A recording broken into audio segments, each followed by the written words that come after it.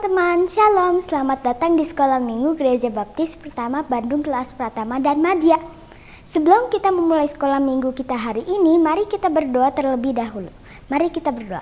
Tuhan Yesus, terima kasih kita sudah bisa berkumpul di Sekolah Minggu hari ini. Tolong supaya Sekolah Minggu ini lancar dan mengenal Tuhan Yesus dalam doa. Amin. Mari kita menyanyikan lagu Bapakku Datang Padamu.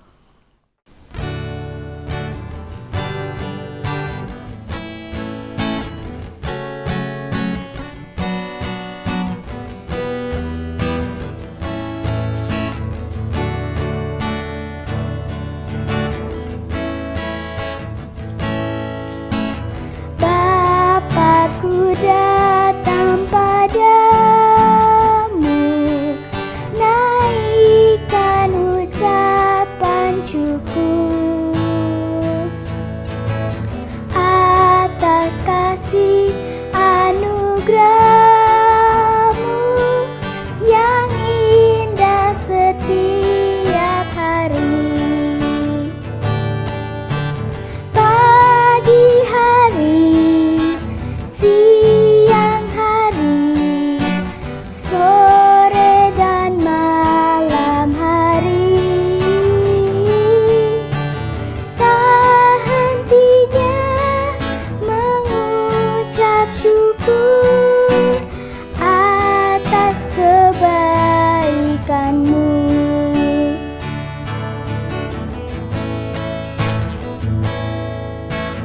Bapakku datang padamu, naikkan ucapan syukur atas kasih anugerah-Mu yang indah setiap hari. Pagi hari, siang hari, sore dan malam hari, tak hentinya mengucap syukur atas kebaikan-Mu, atas kebaikan-Mu, atas kebaikan-Mu. Teman-teman, mari kita berdiri, kita menyanyikan pujian Kuat Hebat Besar. Ikuti gerakannya ya teman-teman.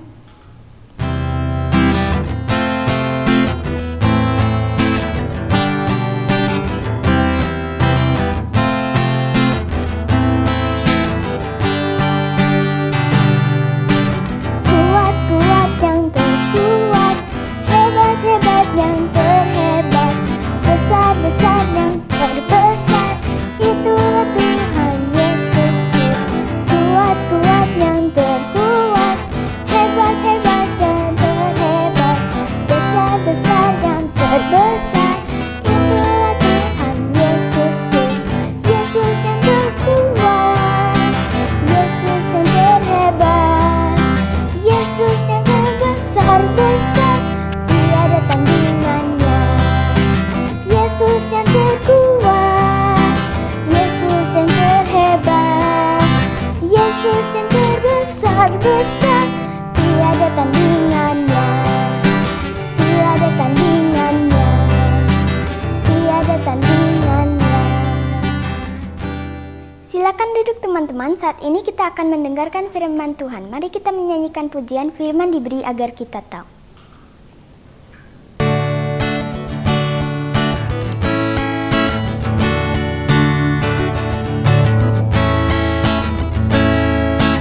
Firman diberi agar kita tahu, firman diberi agar kita tahu, firman diberi agar kita tahu, Yesus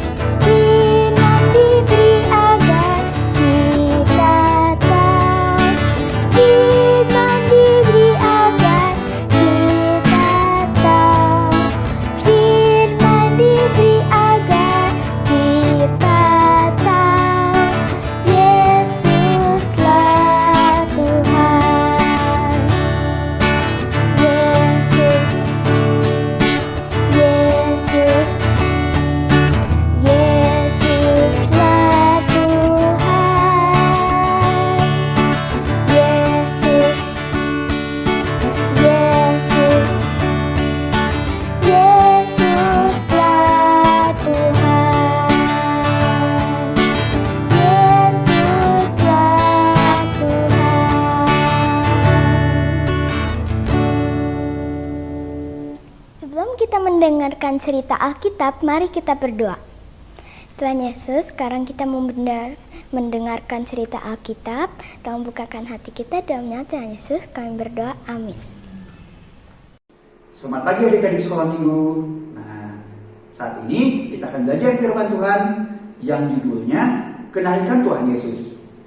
Kenaikan Tuhan Yesus itu adalah suatu rangkaian cerita dari kebangkitannya Tuhan Yesus, terus kebangkitannya Tuhan Yesus, sampai Tuhan Yesus menampakkan dirinya pada murid-muridnya. Dan itu semua ditutup dengan cerita kenaikan Tuhan Yesus. Nah, sebelum kita masuk ke dalam firman Tuhan, mari kita berdoa. Bapa kami yang bertata dalam kerajaan surga, kami ucap syukur Tuhan, karena pada hari ini kami sudah dapat mengikuti sekolah minggu. Kami serahkan sekolah minggu kami dalam tangan-Mu. Kami mohon hikmat dari-Mu Tuhan, agar kami dapat mengerti firman yang akan disampaikan pada hari ini. Terima kasih banyak Tuhan. Hanya dalam nama Tuhan Yesus Kristus kami panjatkan doa ini. Amin. Nah, adik-adik, sekarang kita akan membaca ayat dari Lukas 24 ayat 50 sampai 53. Nah, kalian bisa buka Alkitabnya atau kalian tinggal ikutin aja video sekolah minggu ini. Oke, mari kita baca bersama-sama. Lukas 24 ayat 50 sampai 53. Lalu Yesus membawa mereka keluar kota sampai ke dekat Betania. Di situ ia mengangkat tangannya dan memberkati mereka. Dan ketika ia sedang memberkati mereka, ia berpisah dari mereka dan terangkat ke sorga. Mereka sujud menyembah kepadanya. Lalu mereka pulang ke Yerusalem dengan sangat bersukacita. Mereka senantiasa berada di dalam bait Allah dan memuliakan Allah. Nah, itu ayat kita dari Lukas 24 ayat 50 sampai 53. Nah, sebelum kita masuk dalam kisah kenaikan Tuhan Yesus, mari kita ikutin kisah Tuhan Yesus dari kebangkitan Tuhan Yesus sampai dengan kenaikannya. Pada hari itu, 2 orang dari murid-murid Yesus pergi ke sebuah kampung bernama Emmaus, yang letaknya kira-kira 7 mil jauhnya dari Yerusalem. Mereka bercakap-cakap tentang segala sesuatu yang telah terjadi. Ketika mereka sedang bercakap-cakap, ada seorang asing yang datang mendekati mereka, lalu berjalan bersama dengan kedua murid tersebut. Mereka memperbincangkan tentang Yesus dari Nazaret, seorang nabi besar yang telah menyembuhkan banyak orang dan membuat banyak mujizat, tetapi diserahkan kepada imam kepala dan disalibkan. Bahkan pada hari tersebut kuburannya terbuka dan Yesus sudah tidak ada di sana lagi, dan tidak seorang pun tahu apa yang terjadi pada tubuhnya. Kedua murid itu tidak tahu bahwa yang sedang berjalan bersama-sama mereka adalah Tuhan Yesus sendiri. Ada sesuatu yang menghalangi mata mereka.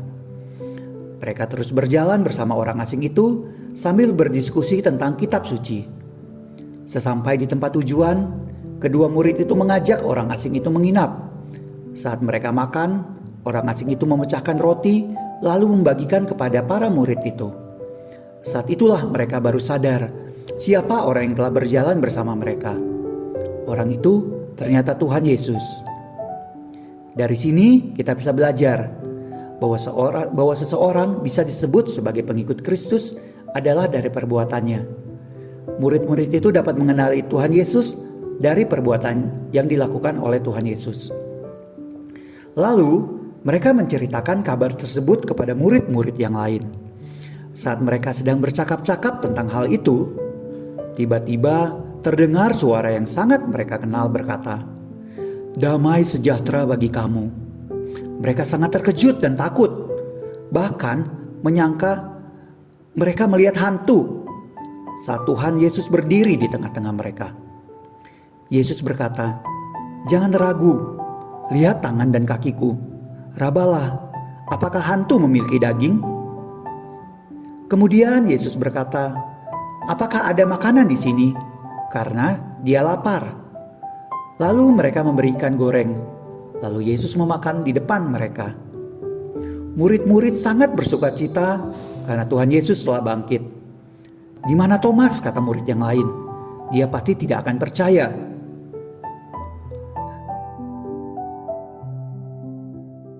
"Aku tidak percaya," kata Thomas, saat murid-murid yang lain menceritakan kabar itu. "Sebelum aku melihat bekas paku di tangannya dan memasukkan jariku sendiri, aku tidak akan percaya."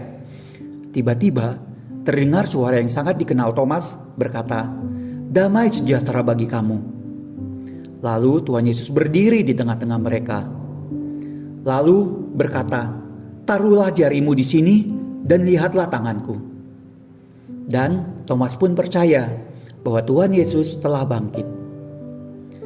Pada suatu hari, murid-murid Yesus sedang berada di pantai Danau Tiberias. Mereka ingin menangkap ikan. Petrus, Yohanes, Thomas, Nathanael, dan 2 murid yang lain pergi menangkap ikan. Malam itu, mereka tidak mendapat seekor ikan pun. Saat hari mulai siang, tiba-tiba dari pantai ada yang berkata, "Hai anak-anak, adakah kalian mendapat ikan?" Mereka pun menjawab, "Tidak." Lalu orang itu berkata lagi, "Tebarkanlah jalamu di sebelah kanan perahu." Murid-murid Yesus merasa ragu. Tapi akhirnya mereka memutuskan untuk menebarkan jala itu di sebelah kanan perahu. Saat jala itu ditarik, ternyata mereka mendapat banyak ikan. Lalu Yohanes teringat mujizat saat pertama kali mereka bertemu Tuhan Yesus. Lalu ia berkata pada Petrus, "Itu Tuhan." Saat tahu itu Tuhan, Petrus langsung melompat ke air untuk menemui Tuhan Yesus. Saat murid-murid yang lain sampai ke darat, sudah tersedia api dan roti, lalu mereka makan bersama-sama dengan Tuhan Yesus. Sesudah makan, Yesus bertanya pada Petrus, "Apakah engkau mengasihi aku?" Petrus menjawab, "Ya Tuhan, aku mengasihi engkau." Lalu Tuhan Yesus berkata, "Gembalakanlah domba-dombaku." Tuhan Yesus bertanya kepada Petrus sampai 3 kali. Lalu Tuhan Yesus bercakap-cakap dengan Petrus. Yesus menghabiskan lebih banyak waktu dengan murid-muridnya dan menampakkan diri kepada banyak orang untuk membuktikan bahwa Dia hidup dan mengajar tentang kerajaan Allah. Setelah 40 hari Yesus pertama kali menampakkan diri kepada murid-muridnya, Ia mengajak murid-muridnya keluar kota sampai ke dekat Betania. Di situ Ia mengangkat tangannya dan memberkati mereka. Tuhan Yesus berkata bahwa apa yang tertulis tentang Dia di kitab Taurat dan kitab para nabi harus digenapi. Bahwa Dia harus menderita, mati, bangkit pada hari yang ketiga. Dan kabar baik atas pertobatan dan pengampunan akan diberitakan dalam namanya kepada segala bangsa. Tuhan Yesus memerintahkan kepada murid-muridnya untuk pergi dan menjadi saksi-saksi Tuhan. "Baptislah mereka dalam nama Bapa, Anak, dan Roh Kudus. Ajarlah mereka semua perintah-perintahku. Siapa yang percaya akan diselamatkan." Lalu Tuhan Yesus menyuruh murid-muridnya menantikan Roh Kudus di Yerusalem. Sambil terangkat ke surga, Tuhan Yesus berkata, "Tetapi kamu akan menerima kuasa kalau Roh Kudus turun ke atas kamu, dan kamu akan menjadi saksiku di Yerusalem dan di seluruh Yudea dan Samaria dan sampai ke ujung bumi. Dan aku akan menyertai kamu sampai kepada akhir zaman." Murid-murid Yesus menatap ke langit saat Tuhan Yesus naik ke surga. Tiba-tiba berdirilah 2 orang berpakaian putih dekat mereka dan berkata kepada mereka, "Hai orang-orang Galilea, mengapa kamu berdiri melihat ke langit? Yesus ini yang terangkat ke sorga meninggalkan kamu akan datang kembali dengan cara yang sama seperti kamu melihat Dia naik ke surga." Akhirnya para murid-murid kembali ke Yerusalem. Dan setelah menerima Roh Kudus seperti yang Tuhan Yesus janjikan, mereka memberitakan Injil ke seluruh tempat. Nah, sekarang mari kita belajar tentang kenaikan Tuhan Yesus. Nah, di dalam Lukas 24 ayat 50 sampai 51 itu dibilang Tuhan Yesus mengajak murid-muridnya keluar kota, lalu Dia memberkati mereka. Dia mengangkat tangannya dan memberkati mereka. Lalu Tuhan Yesus naik ke sorga. Nah, ada pertanyaannya tuh. Tuhan Yesus itu Memberkati siapa? Apakah memberkati semua orang? Ataukah hanya memberkati murid-muridnya? Kalau kita baca di ayat ke-50, itu dia bilang, lalu Yesus membawa mereka keluar kota. Mereka di situ adalah murid-muridnya Tuhan Yesus. Jadi berkat yang Tuhan Yesus kasih sebelum dia naik ke surga, itu adalah berkat untuk murid-muridnya, bukan untuk semua orang. Tuhan Yesus juga memberkati semua orang, itu namanya berkat umum. Jadi kayak orang yang tidak percaya Tuhan Yesus pun diberkati Tuhan. Tapi itu berkat umum yang diterima oleh semua orang. Tapi ada berkat khusus yang hanya diterima oleh murid-muridnya. Itu jadi coba bayangkan, berapa banyak sih kita udah berbuat dosa.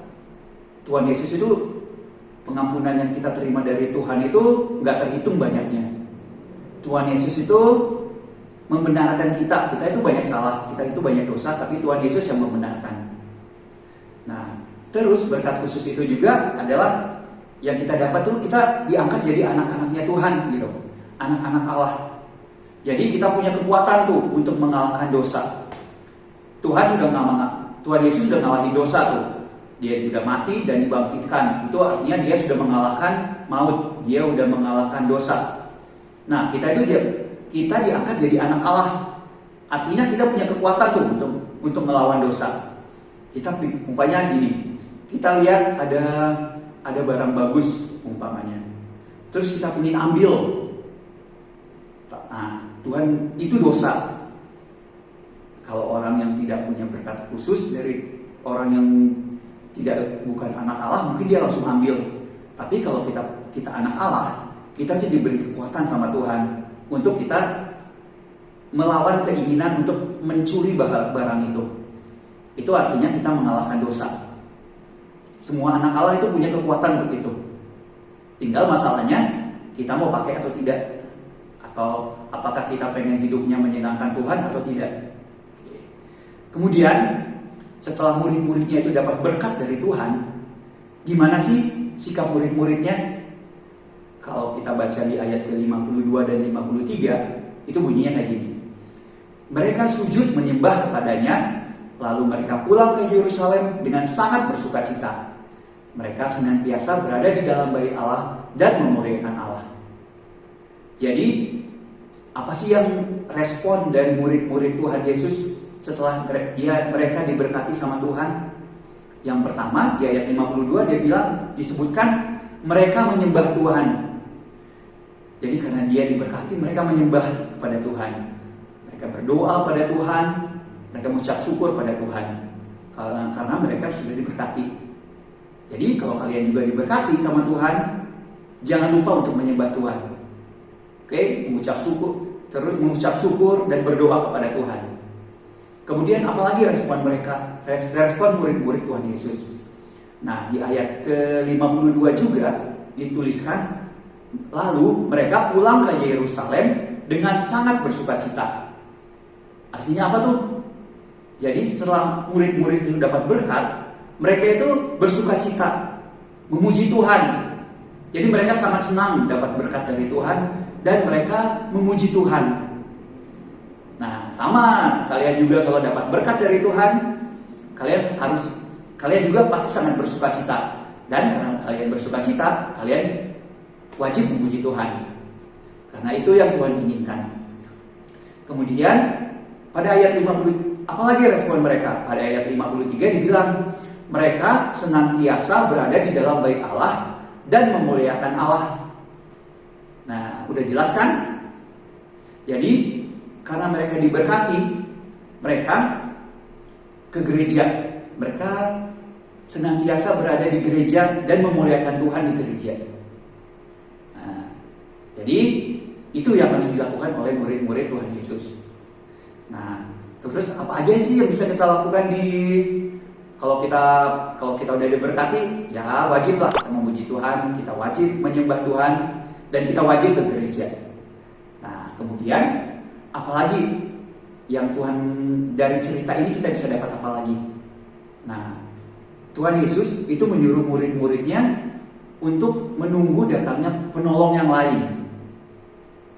Kalau kalian baca di Kisah Para Rasul, itu Tuhan Yesus itu menjanjikan bahwa mereka murid-muridnya itu akan diberi penolong. Nah, penolongnya itu siapa? Penolongnya itu Roh Kudus. Untuk apa sih Roh Kudus? Roh Kudus itu akan memimpin kita, akan membimbing kita agar kita itu dapat menjadi berkat bagi orang lain. Apa sih yang perlu kita lakukan? Nah, setelah kita diberkati Tuhan, kita harus menyatakan syukur kita kepada Tuhan. Kita harus berdoa pada Tuhan, memuliakan Tuhan, dan pergi ke gereja. Karena itu yang dilakukan oleh murid-murid Tuhan Yesus. Dan satu lagi, jadilah saluran berkat bagi orang lain. Jadi, kenaikan Tuhan Yesus ke surga mengingatkan kita bahwa berkat Tuhan yang Tuhan udah kasih pada kita itu amat berlimpah dan amat sangat banyak. Jadi tidak ada sikap lain yang bisa kita lakukan selain menyembah Dia, memuji Dia, dan menjadi saluran berkat di dunia ini. Oke. Nah, sekarang ayat hafalan kita itu akan diambil dari Lukas 24 ayat 51 dan 52. Nah, bunyinya sebagai berikut. Lukas 24 ayat 51 dan 52.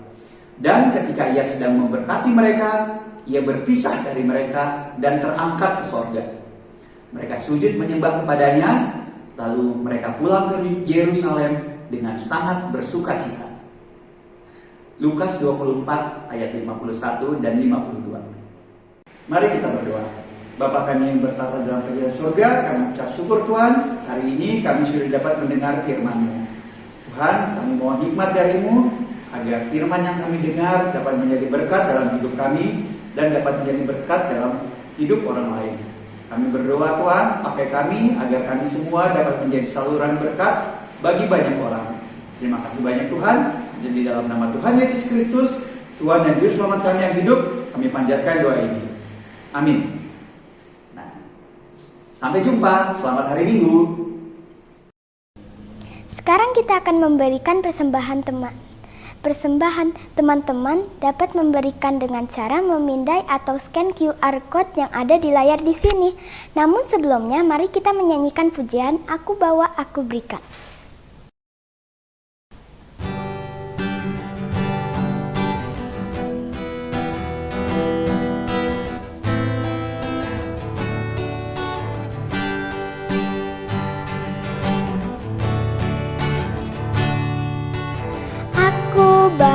Aku berikan persembahanku pada Yesus, pada Tuhan Juru Selamatku.